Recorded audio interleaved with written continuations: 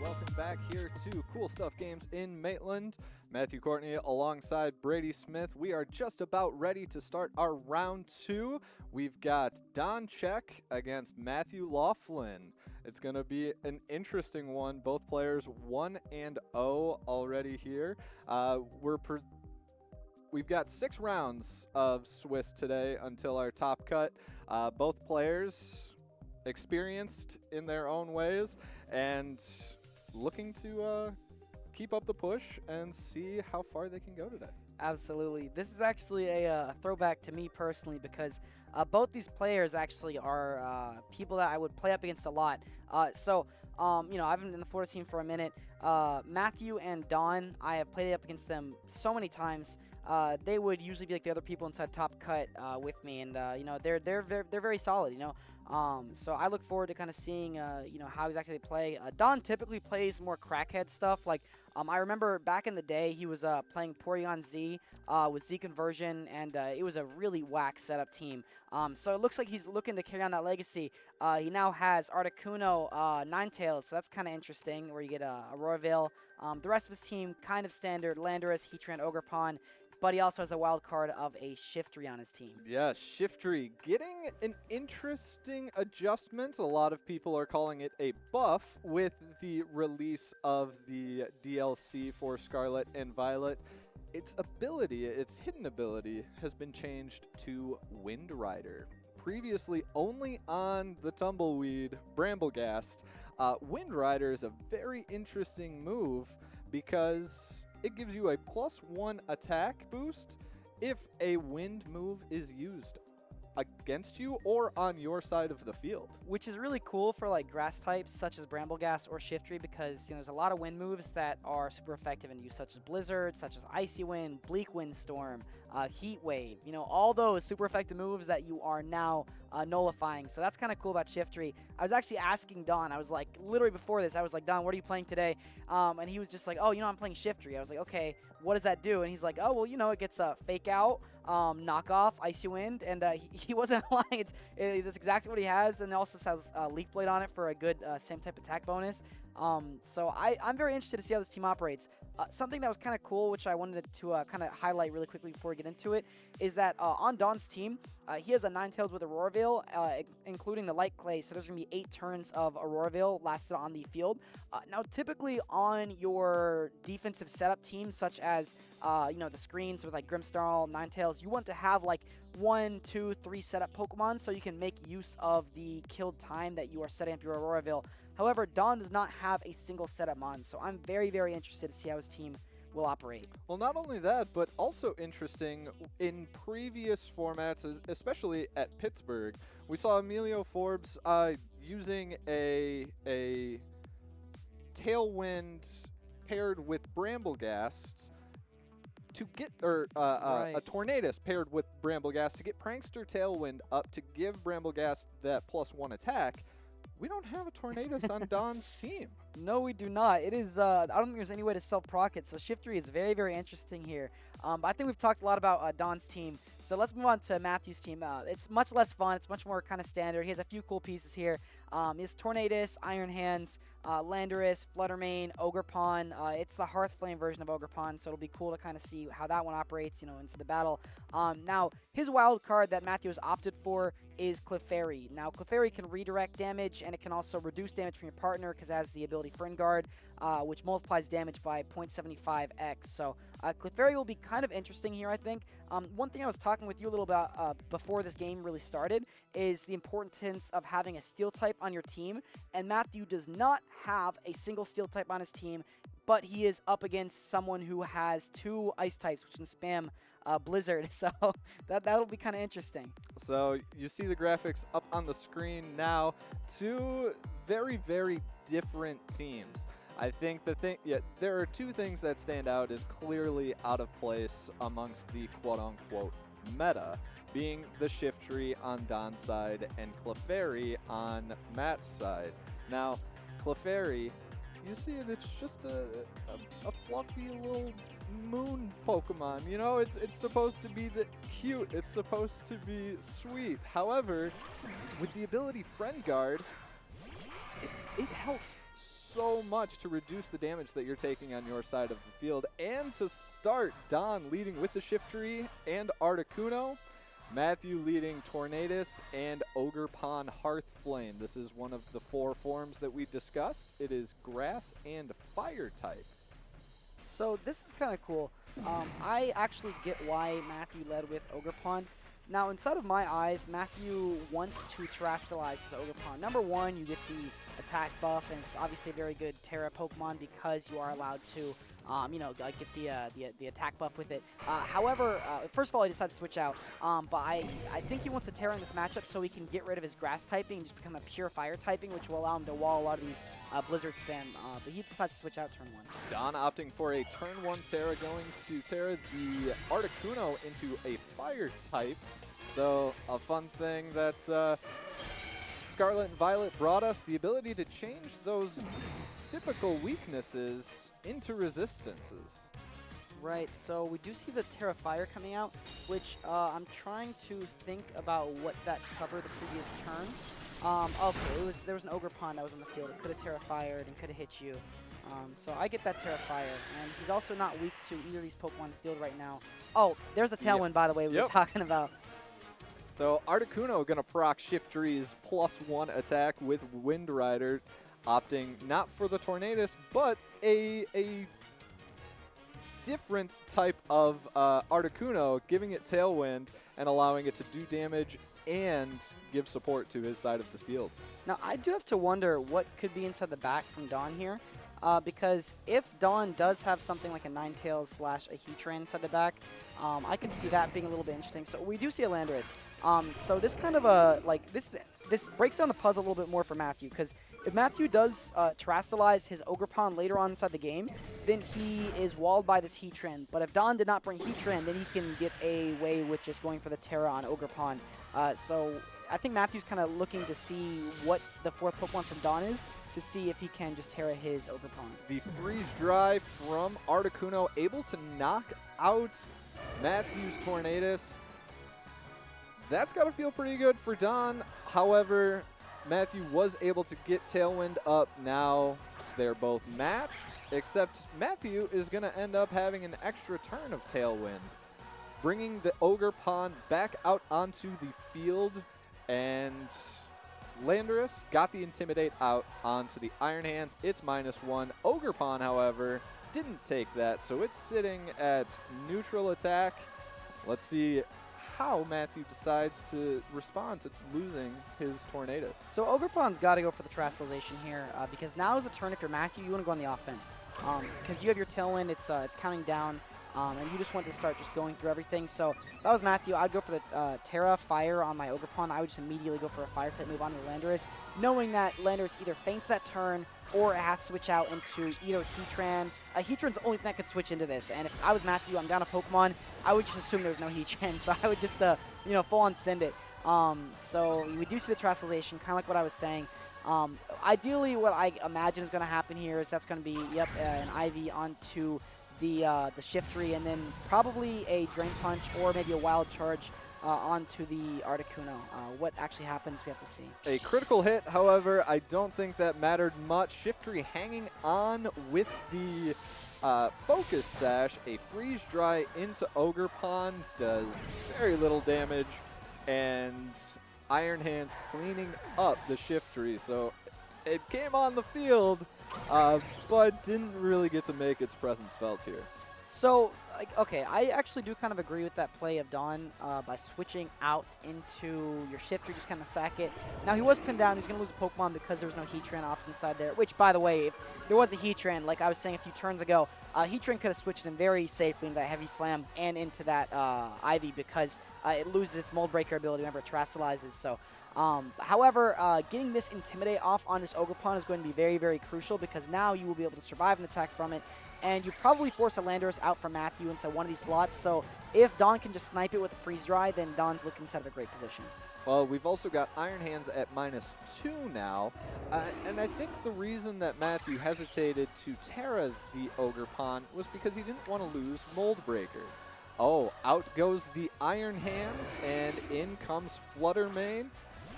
This is a pretty good switch on Matthew's side. Now knowing 3 out of 4 of Don's Pokemon on the field, the Ivy Cudgel comes out and a critical hit. You see Don's reaction. Now, Ivy Cudgel does have a boosted critical hit chance. A Freeze Dry into the Flutter Mane does less than have and the freeze. Oh.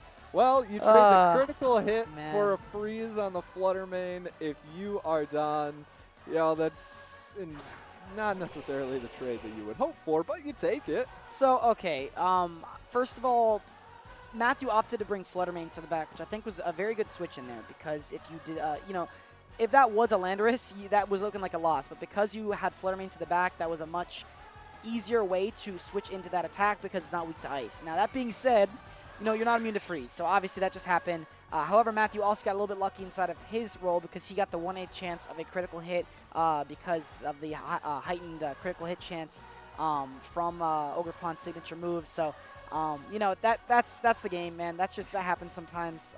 It kind of sucks, but it's like it is the game. You can't change it. We saw that the Tailwind on Don's side. Ooh, an immediate thaw, a Power Gem, and the Snow Globe. Oh, we got everything going on here. Ivy Cudgel into the Ninetales. It was not able to get up Aurora Veil, and down it goes. But oh my gosh, talk about a game with all of the chances happening all at once. So, like, the funniest part is this isn't even technically over. Just because if there was, let's say, a Blizzard, like double freeze here, or even if you don't freeze, they could miss because you have up Aurora Veil. So, Don could still rob this set, genuinely, which is kind of scary. But that being said, the odds are heavily inside of Matthew's favor. All you need is just to connect one, if not both, your attacks. You have to not get frozen by this Blizzard. And it looks like that's what Matthew's going to try to do. He's just slowing it down, resetting Intimidate, going to Iron Hands because it can tank everything. As long as you don't get frozen, this is a great switch in. Yeah, absolutely. I think this is going to be the challenge for Don. Decent damage into both Pokemon. However, the Flutter Mane continuing to put on pressure with the Power Gem. Now, oftentimes we see a Flutter Mane, if it's the Choice Specs variant, has Moonblast, Dazzling Gleam, Shadow Ball, and a fourth move. Now, that fourth move being Power Gem for Matthew is coming in clutch against this Snow team. So right there, Don just gave Matthew 100% win condition. That was a tiny, tiny, tiny little play that just ended up allowing Matthew to now win this game, basically, because Snow was going to be gone inside of 2 turns, if I read that properly, or maybe 3 turns. But if Don wanted to play optimally, I think what he had to do is bank for a fake out and miss because of Snow Cloak. Actually, Flutter Mane does not switch out. That is huge. That resets what I'm talking about. Because I was going to say what you could do with your Matthew is just switch out into your Ogerpon and then just stall out for Flutter Mane to come in safely and then just knock it out whenever the snow ends. But, anyways, they don't opt to do that. They decided to just end it up quickly and just kind of gamble a little bit, and it works out for Matthew. Now, Matthew puts on the pressure and is able to take game 1 here against Don. Now, interestingly enough, we didn't see the Heatran come for Don. Now, this is one of the many things with Reg E that people have to consider. With Ogerpon, the Hearth Flame variant, when it's not Terra'd, it has that Mold Breaker ability, effectively rendering Heatran's Flash Fire useless. But we did see the Ogerpon terastallized, and when it terastallizes, it loses that Mold Breaker ability, allowing Heatran to eat those Fire-type attacks. All of this culminating in even more mind games. Now, if you're Don, do you think, do you have to take that risk in this game? Because you saw that the Fire-type attacks really put a lot of pressure on his team. So if I was Don, going to game 2, I would bring the Heatran. That Shift Tree did nothing. It was cool. It was a cool gimmick on stream. But ultimately, it did absolutely nothing. It just it just became fodder. You switched it in and just fainted.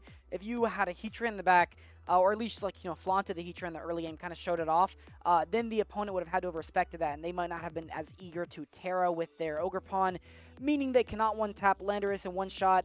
Furthermore, also meaning that they are not resistant to Blizzard spam. So I feel like you have to bring Heatran here if you're Don, because that seems like a very crucial part of his game plan.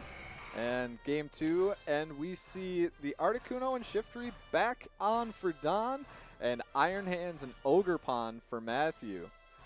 So we do see the Heatran to the back. We just saw that in turn 1. The only thing which I kind of want to point out as well is just the fact that Shiftry did come again. So that's very interesting, actually. I believe opting to not bring the Ninetales this game. So there's going to be no snow for the Articuno. However, the Shiftry is alive. He's still kicking for his next few turns, so I'm kind of interested to see what it can do up against Iron Hands and Ogerpon. We're going to see a turn 1 Terra from the Ogerpon, and already losing that Mold Breaker, but going to get a +1 attack boost, effectively rendering that Landorus's Intimidates null and void. We see a Fake Out come out from Shiftry and a Fake Out come out from Iron Hands, so not much happening here on this first turn outside of the Terastallization. That was beautifully played by Don by switching in the Landorus. It makes this Iron Hands not be able to do much up against Landorus itself, but also up against Shiftry because you have a Focus Sash. So by faking out Ogerpon, you allow yourself a window to switch in Landorus entirely for free. And inside Don's situation, he gets the best in the trade because Fake Out went on the Landorus. So nothing's accomplished. You get a free Landorus. You get -1 on Iron Hands. You force a Terra on Ogerpon. Matthew's revealed more of his hands, of what he's playing. That being said, I'm interested to see if Don will try to allow the Heatran to come in at any moment in time and then try to switch into this now immune fire type attack. And here comes our little star friend, the shiny Clefairy, entering the field. A knockoff on the Iron Hands, taking off the Assault Vest, effectively making it a little bit more vulnerable to some of those freeze dries and blizzards. A Drain Punch into Shiftry, and it's going to heal all the way back up, and it's got its friend with Friend Guard on the field now. Man, I would have loved to have seen something along the lines of maybe like a knockoff on the Clefairy. Now, obviously, it's like you knew that the Ogerpon was that knockoff would not have done a lot of damage onto it, but the odds of it wanting to switch out very, very high because you have Earthquakes. You could just click EQ very, very freely. And then just get off a knockoff. I would have loved to have seen like a knockoff onto the Clefairy slot just because it would have knocked off the Eviolite. You would have had it pinned down with knockoff plus EQ. However, we don't see that. Now we see a knockoff onto it, though. It's going to take off the Eviolite and bring its defenses back down. U-turn into the Iron Hands. Interesting call. Not opting to go for super effective damage onto the Iron Hands, but Don is going to switch into this Articuno. Yeah, that's kind of interesting. I wonder what was clicked here. Okay, Heavy Slam. Ooh, that's not the best set of circumstances here for Don. That Heavy Slam did a lot of damage. That should have been a Heatran because in no world Matthew was going to click Drain Punch onto that slot on the left because number 1, Landorus resists it. Number 2, he knows what's inside the back, which I guess Articuno, which, that's why I went for Heavy Slam. He'd not know that Heatran's at the back, so Heavy Slam would have done nothing to Heatran. Heatran could have came in here and inherited a board like this, and you could have further swapped into Landorus. It's kind of interesting, but however, getting both these knockoffs off on those two might be kind of huge, especially because it might live this upcoming turn off one more attack, like a Leaf Blade on the Clefairy. I didn't actually see what Don locked in with the Shiftry, though. Clefairy's going to opt for Protect, and we'll see if Shiftry does go for the Leaf Blade into it, protecting. Now Articuno potentially protecting that switch, gets off the Tailwind, and now Don is setting himself up with the attack boost to Shiftry, and he's going to be faster now than both of the Mons on the other side of the field. I don't agree with switching out of Articuno here. The only reason why is because he's not going to attack an Articuno. Like, Articuno's not doing anything. He's afraid of his +1 Shiftry. So what I think Matthew's going to do is knock out the Shiftry here. Heatran's going to come in. It'll be kind of cool, but then you're going to lose your Shiftry. I guess Don's going for the mistake, actually. Maybe that there's going to be a Fire-type move into the super effective slot of Articuno. But if I was Matthew, I would not be worried about an Articuno because it only has Ice-type moves, and you're a Fire-type, so you wall it entirely. This switches out, though. Nothing wants to take this this Leaf Blade, even this Iron Hands, this does not want to take a +1 Leaf Blade. +1 high critical hit chance move. Leaf Blade coming out and do Never not mind. see a critical hit. And wow, that's Iron Hands ate it. And here goes Shiftry. You made the right call, Brady. He wanted that Shiftry off of the field. Yeah, like, just because, like, you know, if you want to think, like, logically here, like, if I'm Matthew, I'm not afraid of Articuno because I'm a fire type. So it's like, what is this Articuno doing? I already set Tailwind. I'm just going to let it sit there. I'm not worried about it. So I would have, you know, gone for a switch into Heatran onto the right slot because then you would have had, like, a Flash Fire boosted, you know, Heat Waves you could maybe spam. But even then, it's like, it's not ideal. But, you know, this is not bad either because now you have access to EQ you could spam. If Fake Out does go on to Landorus, then technically you can go for a Stomping Tantrum double base power the following turn, which I do think Matthew has to go for a Fake Out on Landorus because if he does not, then he loses one if not both his Pokemon. It was another really important thing for Don to hold Heatran in the back because we did get the terrestrialization of Ogerpon, removing that Mold Breaker ability, and now Heatran, a Terra Water onto the Landorus. I was thinking Heatran would go Terra Fairy to effectively render the Iron Hands useless. A Fake Out into the Landorus. Heatran returning with Earth Power, and it does take it out. The Life Orb does enough to remove the Iron Hands off the field. Heatran losing a little bit of health from the Life Orb, and Ogerpon going for the Swords Dance. Now that's a scary Pokemon on Matthew's side of the field. So number one, first thing I want to say, absolutely am eating my words up about how I was saying that knockoff onto the Iron Hands. Wasn't the biggest fan of it. Well, you know, it just absolutely proved that it was because Earth Power was able to knock it out. Honestly, if I was Dawn here, I would not be too worried about this Ogerpon, even though it did just set up the +2. The only reason why is because it literally just gets entirely walled by Heatran. So, you know, knowing that, you can maybe, like, protect your ally, which actually Don does not protect on his Landorus. So, maybe Matthew will just keep on targeting the right slot and just ignoring the Heatran and hoping his last Pokemon would be something like that Landorus, which can beat the Heatran in a 1v1. So, I'm very interested to see how exactly this goes. Now, one thing I did want to point out, I think a little bit hasty on with that Terra Water. That was not necessary because you would not have fainted to the IV attack from the Ogerpon because basically it was at neutral. That would not have knocked you out. So if you would have saved your Terra for maybe one more turn, you could have baited a Fire-type attack in your Landorus this turn and then gotten it. However, we do see Landorus is faster than this, than the Ogerpon. Is that? Oh, no, It's protected. Protected. Got it. Yes. Not only did it protect, but it did have the Tailwind from its Articuno pal from earlier. Tailwind now running out, so I'm going to assume with the Assault Vest on Don's Landorus, it probably doesn't have a ton of speed invested, as most Assault Vested Landoruses want to stick around on the field so they have more HP, defense, special defense investment, rather than the Choice Scarf variant that's typically max speed. A Follow Me coming out from Clefairy.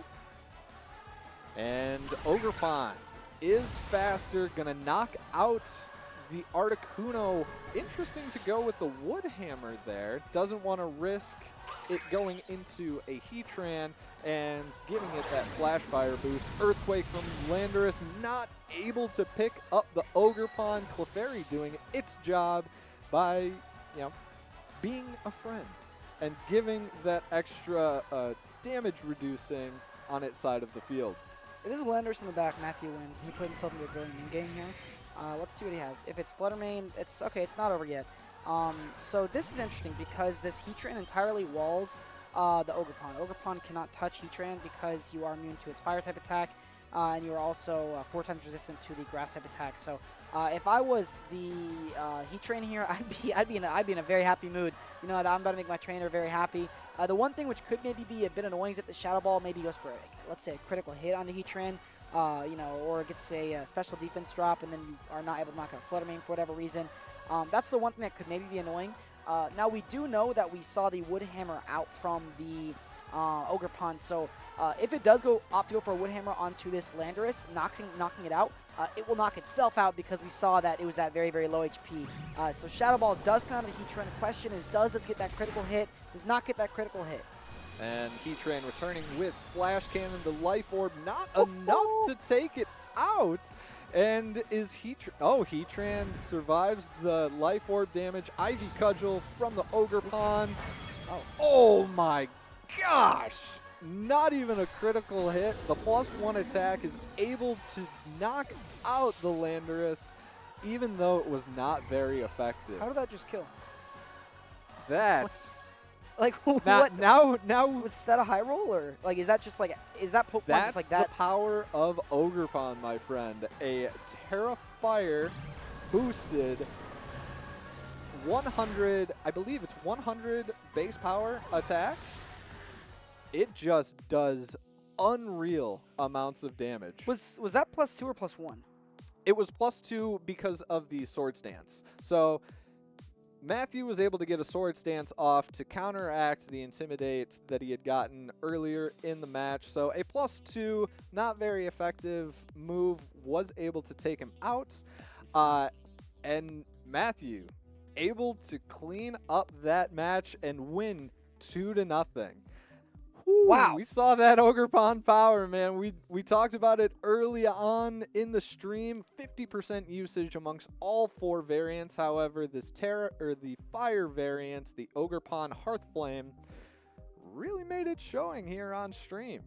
Yeah, that I was not honestly expecting, because I haven't really been like as sharp as I have been to the past, and I was not expecting that. Genuinely, I thought that he was forced to go for a Woodhammer into the end game, which would have changed a lot of the information.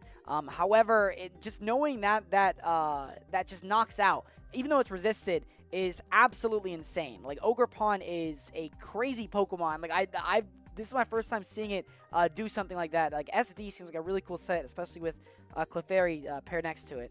Oh, absolutely. Getting that defense boost, Clefairy able to hang on and redirect attacks from it, but also has Heal Pulse to heal it back up and keep the survivability of Ogre Pond, even higher.